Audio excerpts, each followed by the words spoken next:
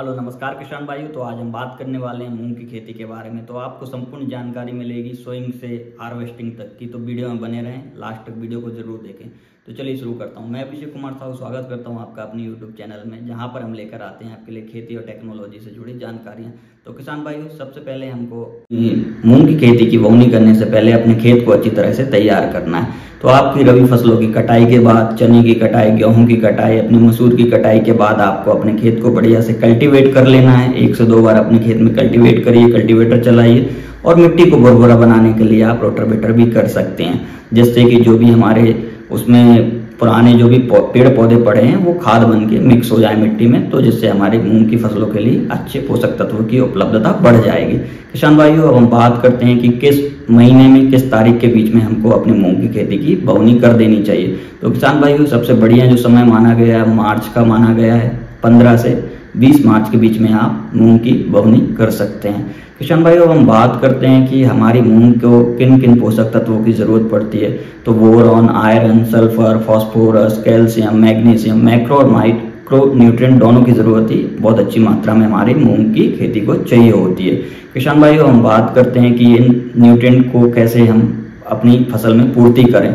तो आप इसके लिए सिंगल सुपर फॉस्फेट SSP के नाम से आता है, आप इसको 50 किलो पर एकड़ के हिसाब से दे सकते हैं। आप DAP दे सकते हैं 30 किलो पर एकड़ के हिसाब से। आप इसके साथ MOP म्यूरेट ऑफ पोटाश दे सकते हैं 20 से 25 किलो पर एकड़ के हिसाब से। किसान भाइयों, हमारी मूंग की खेती में सल्फर की बहुत अधिक आवश्यकता होती है।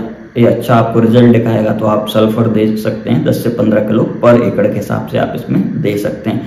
किसान भाइयों, हम बात करते हैं कि मूंग की खेती किन मिट्टियों में की जा सकती है। वैसे तो हमारी सारे प्रकार की मिट्टी में आप मूंग की खेती कर सकते हो। जैसे हम MP, महाराष्ट्र, हरियाणा, उत्तर प्रदेश, राजस्थान सारी जगह मूंग की खेती कर रहे हैं।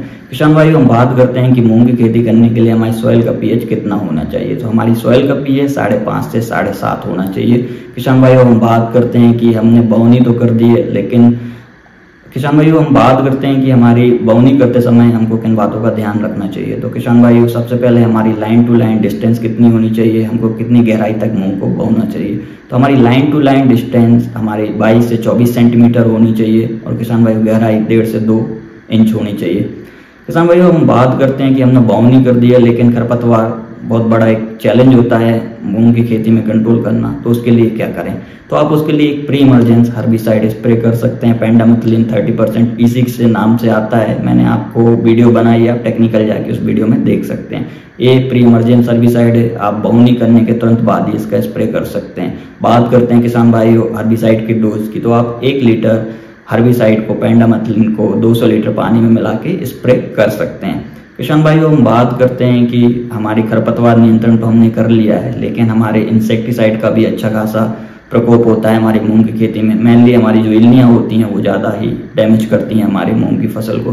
तो आप उसके लिए हमारी क्लोरएंथ्रानिलिप्रोल कोराजेन के नाम से आती है, आप उस दवाई का स्प्रे कर सकते हो। दूसरी हमारी आती है इमामेक्टिन बेंजोएट, दोनों का बेहतरीन रिजल्ट है इल्ली को मारने के लिए। किसान भाइयों, यदि आपको ऐसे सारे टेक्निकल्स के बारे में जानना है, कौन से कीटों पे वो काम करते हैं, तो आप मेरी वीडियो में जाके देख सकते हैं। मैं इधर पे पिन कर दूंगा वो वीडियो कमेंट में, आप उसको जाके देख सकते हैं, जिससे आपको अच्छे से सारे इंसेक्टिसाइड और उनके टेक्निकल और किन कीटों पे काम करती है आपको सारी जानकारी मिल जाएगी।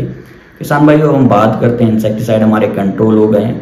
अब हम बात करते हैं फर्टिलाइजर मैनेजमेंट की, कि भाई हमको पहला डोज कब देना है अपनी खेती में।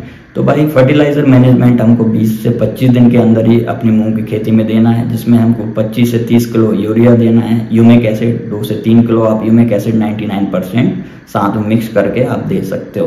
किसान भाई, हम बात करते हैं जब हमारी मूंग की खेती फ्लावरिंग स्टेज पे आ जाएगी तो हमको कौन से टॉनिक का स्प्रे करना है। तो आप एम्बिशन वायर कंपनी का आता है, आप उसका स्प्रे कर सकते हैं। किसान भाई, दूसरा आता है ईशावियम करके आता है, आप उसका स्प्रे कर सकते हो।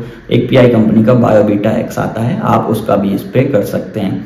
किसान भाई, ये तो बात हो गई हमारी न्यूट्रिएंट मैनेजमेंट की, जो कि हम अपनी मूंग को फर्टिलाइजर दे चुके हैं और हम अपनी मूंग को पोषक तत्व भी दे चुके हैं और फ्लावरिंग हार्मोन्स भी दे चुके हैं, जिससे कि हमारी उपज अच्छी हो जाए।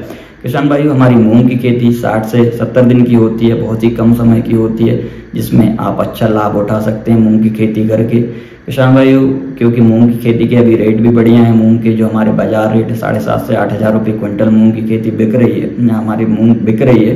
तो किसान भाइयों, आप मूंग की खेती करके अच्छा लाभ उठा सकते हैं। और हमारे इस महीने के बीच में जो जायद सीजन होता है, हमारे अक्सर खेत खाली पड़े होते हैं, तो आप ऐसी जमीन पे अपनी मूंग की खेती उगा कर लाभ पा सकते हैं। किसान भाइयों, ये हमने मूंग की आपको संपूर्ण जानकारी दे दी है। आप वीडियो के माध्यम से मूंग की खेती करें और प्रॉफिट कमाएं, आशा करते हैं आपको वीडियो अच्छी लगी होगी। अपने किसान भाइयों को वीडियो भेजें, वीडियो को लाइक करें और ऐसे इन्फॉर्मेटिव वीडियोस के लिए हमारे चैनल को सब्सक्राइब करें। धन्यवाद।